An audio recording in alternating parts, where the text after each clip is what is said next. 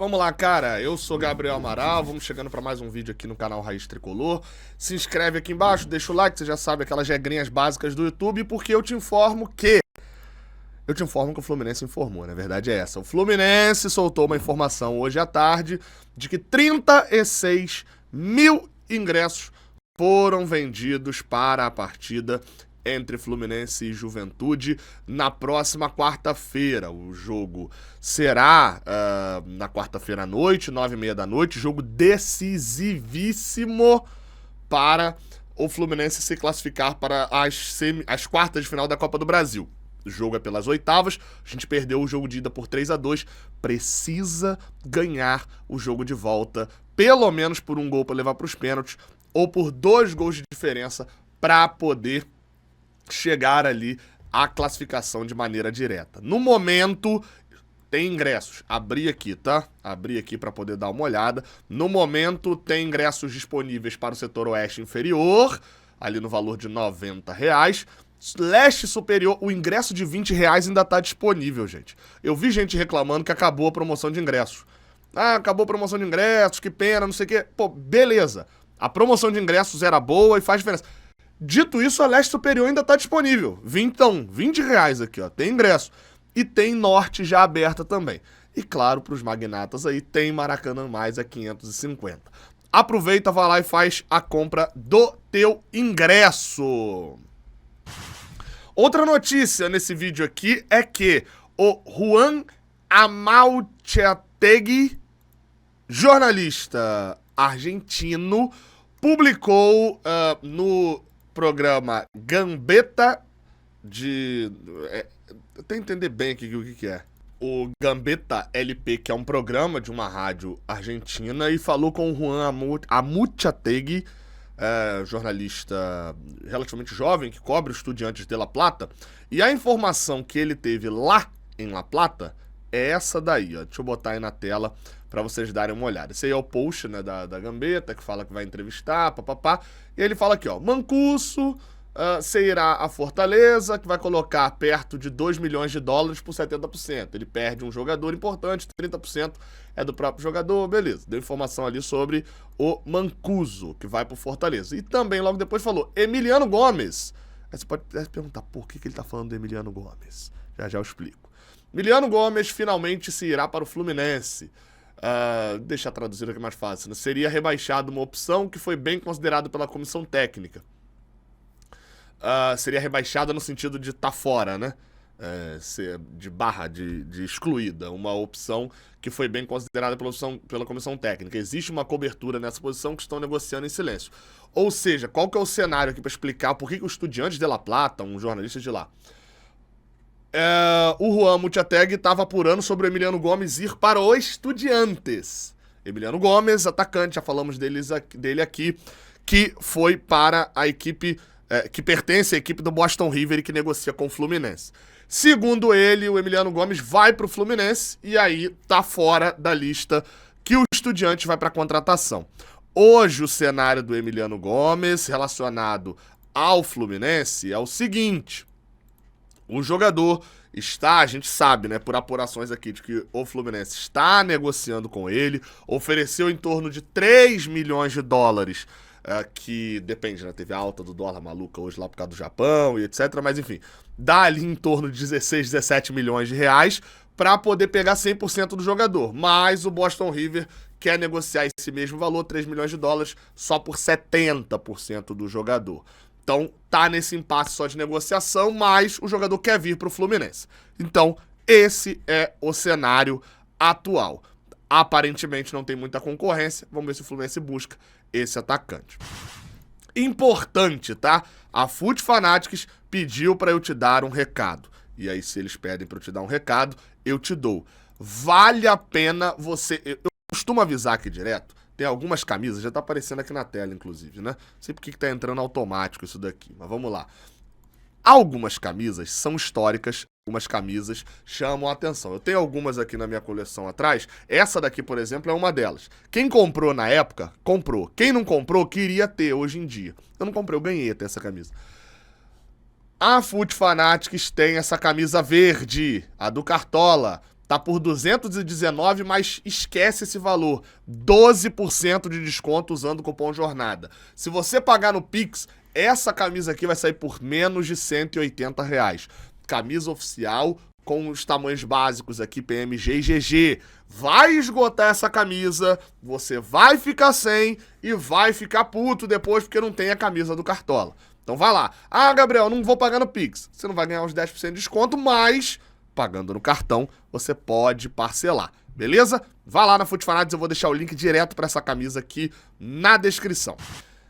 E outra notícia que a gente aborda aqui agora é sobre a escala de arbitragem na próxima quarta-feira.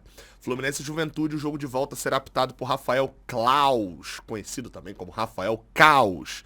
Jogo no Maracanã, assistentes Danilo Ricardo, Simão Marins, de São Paulo, e Brígida Cirilo Ferreira, também de Alagoas, com o VAR sendo Gilberto Rodrigues Castro Júnior, de Pernambuco. Rafael Claus é muito conhecido pela torcida do Fluminense, justamente pelo péssimo desempenho do Fluminense com ele no apito. São 37 jogos, segundo Flusão.info. 9 vitórias e 22 derrotas. 6 empates. A gente, dos últimos 7 jogos que disputou com ele na arbitragem, a gente perdeu 5 e empatou só 2.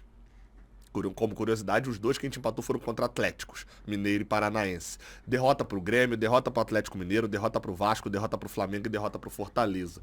A gente antes disso vinha de 4 vitórias seguidas, né? Só um detalhe, mas o que faz transformar esse número historicamente em algo muito ruim. Rafael Caos é o tipo de árbitro que eu acho que se perdeu. Tinha um potencial para ser um bom árbitro, mas se perdeu. Só que aqui não é uma análise necessariamente sobre o árbitro, tá? Vou destacar só numa análise aqui sobre a situação do jogo. Eu não acho, não sou, tem gente que acha e beleza, vá lá. Eu não sou dos caras que acha que um árbitro tem paranoia com o Fluminense, odeia o Fluminense e tal, não. Imagino até que algum tenha, mas eu não trago pra cá isso aqui na minha análise.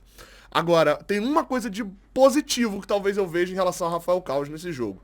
Ele é um árbitro que ele erra na maioria das vezes justamente por deixar o jogo correr demais. Ele acha que ele define se o jogo vai ficar parando ou não. Quando, na verdade, ele tem que apitar quando é falta e não apitar quando não é falta.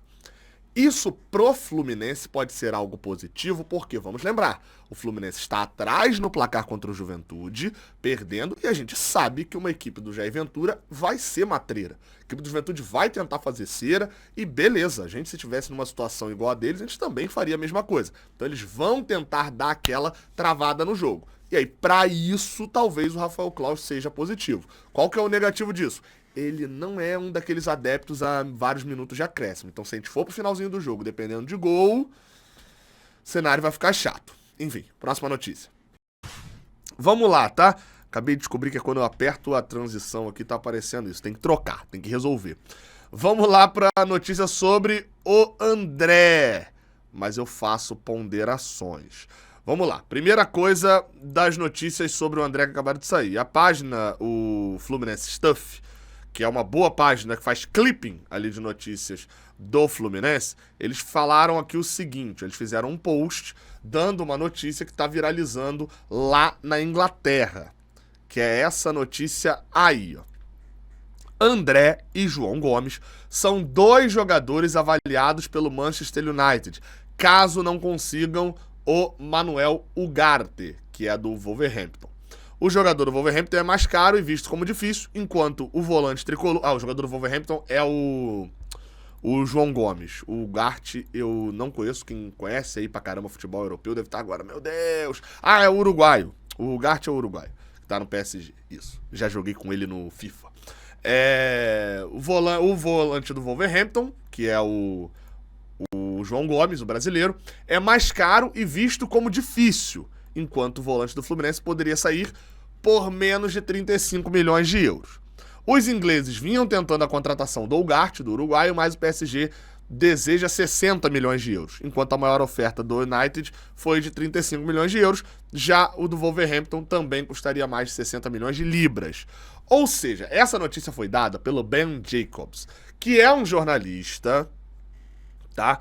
Conhecido na Inglaterra, não é à toa esse número de seguidores, não. É um jornalista bem conceituado, porém que nessa negociação do André já deu algumas informações que, enfim.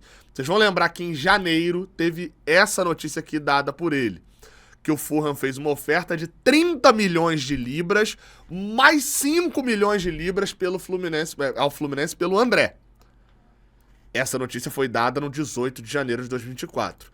E bem, hoje o cenário a gente sabe que se tivesse vindo uma oferta de 30 milhões de libras, mais 5 milhões de bônus pelo André, em janeiro ele teria sido vendido sumariamente e rapidamente.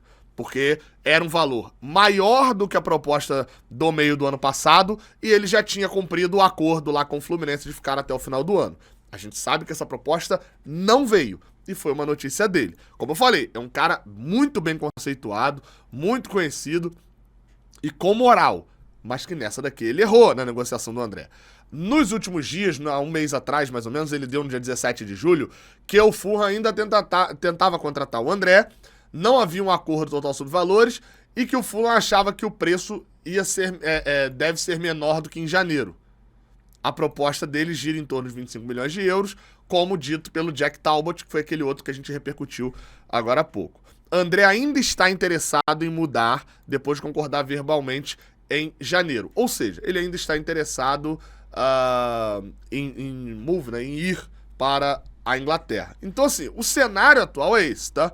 O cenário atual o negócio com o André não tá dando conta lá na Inglaterra, a parada não tá rolando, tá? Não tá rolando entre o André e a equipe do Fulham, o negócio tá travado, eles querem pagar menos do que o Fluminense quer aceitar. Aqui do Brasil se fala em algumas negociações fechadas, mas ainda em nenhuma daquelas fontes que a gente costuma utilizar aqui.